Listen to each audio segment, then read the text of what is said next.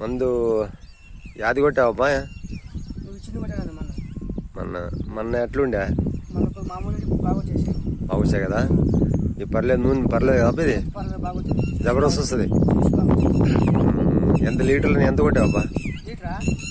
10 ట్యాంకులు కొట్టావు కదా దగ్గర కలిసి. ఈ నూనె అయితే పర్లేదు కదా? అప్పట్లయితే బాగా వస్తుంది.